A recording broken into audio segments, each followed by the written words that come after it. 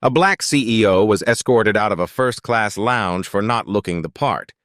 They didn't know who he was or what would happen next. But one call changed everything. If this story hits you, comment your thoughts and subscribe for more powerful, justice-driven stories. Let's begin. Nathaniel Cole stepped out of his black Bentley at Washington National Airport. Sharp suit, platinum card, billion-dollar empire. But in that terminal, all some people saw was a black man. At first-class check-in, Sandra McKee narrowed her eyes. "Is this your ticket?" she asked, already doubting. Nathaniel stayed calm. He'd been here before too many times. He handed over his boarding pass. "First class to San Francisco." Sandra frowned, whispered to her colleague, "Probably just another startup guy who lucked out." Despite her reluctance, she handed him the pass. But 15 minutes later, she intercepted him again. "I'll handle this one," she said, pushing past a younger agent at the lounge. "This doesn't look right," she said. "These are expensive seats. We have to make sure people are in their proper place." Nathaniel smiled slightly. "And where's that supposed to be?" She demanded more ID. He calmly handed over a Centurion card. "Nice trick," she scoffed. "Anyone can have one of these." And then she picked up the phone, calling security. Nathaniel didn't argue. He just stepped aside, then lifted his wrist and spoke 2 words into a mic. "Protocol Raven." The call went through, quiet, precise, strategic. Security arrived. Victor Grant, former Air Force, led the escort.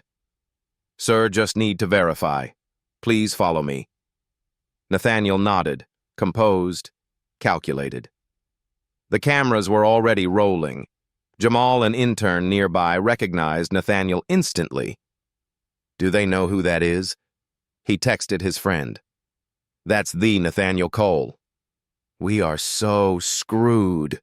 At Cole Dynamics HQ, alerts lit up. Raven active Leah Okoro said, "Systems deployed, surveillance live. Regalis Airways had just triggered a full-spectrum corporate war. Online, the video spread like fire. #fly while black trended. CEO escorted from lounge despite valid ID. Thousands retweeted. The world was watching. Regalis responded, "We're committed to inclusion." But receipts emerged, past complaints, hidden settlements, patterns they couldn't deny. Behind the scenes, Regalis tech began glitching. Flight delays, canceled bookings, a slow, deliberate unraveling. Nathaniel didn't crash them. He let them decay. Sandra was suspended, but Nathaniel wasn't after a person. He was after a system. "She's not the disease," he told Leah. "She's just a symptom." CEO Charles Whitmore called it a PR issue. He had no idea. Nathaniel had waited years for this, documented every flaw, every hypocrisy, and now it was time. Jamal was contacted. "Be ready." Victor received a message. "You followed protocol. We see you." Everyone involved was either protected or exposed. Regalis board panicked. Stock prices fell. Shareholders screamed. And Nathaniel. He was calm, calculated, ready.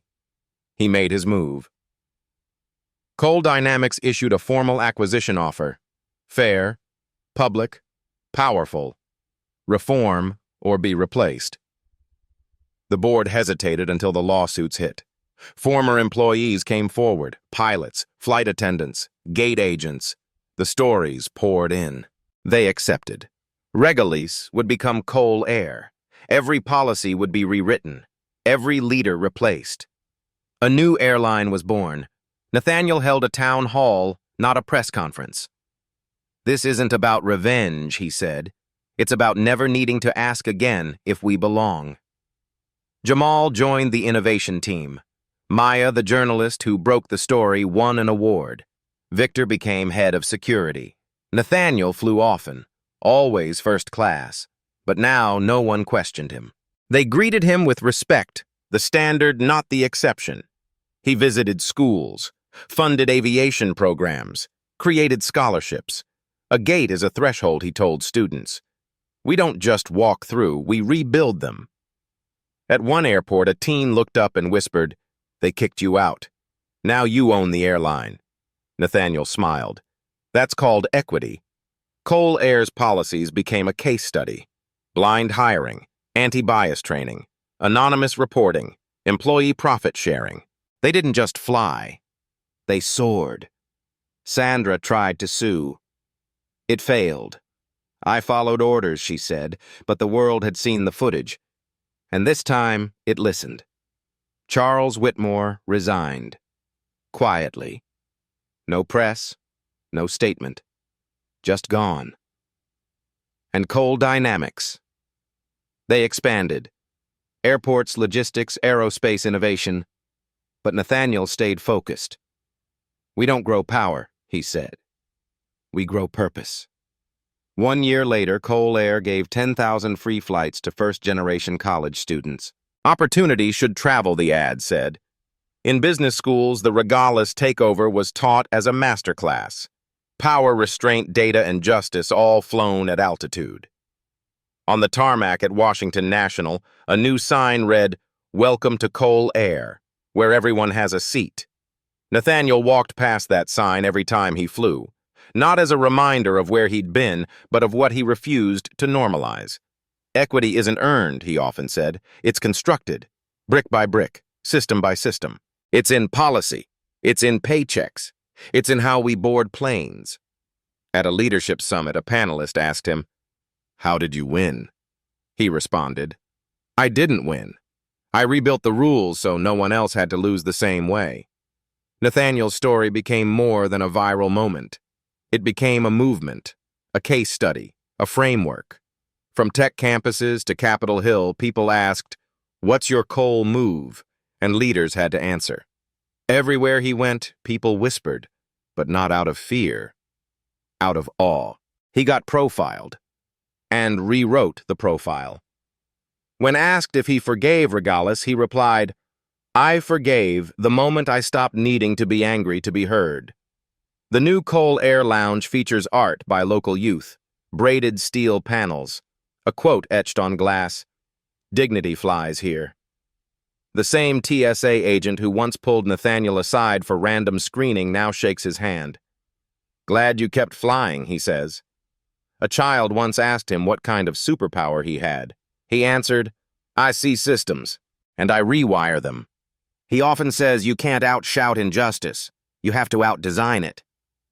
Cole Air opened new hubs in cities long ignored, hired locally, paid fairly, built better. They didn't just fly planes, they flew standards, high ones. At every gate, on every boarding pass, under every Cole Air logo, a small line appears. "Welcome aboard." This seat was built with equity. He never made a victory speech, never needed to. The runways spoke loud enough. Some said he brought an airline to its knees. He didn't. He raised it to its feet. From Bentley curbside to boardroom, Nathaniel Cole never demanded permission. He designed power. And now, every time someone steps into a first-class lounge and is welcomed without doubt, that's the legacy. That's the point.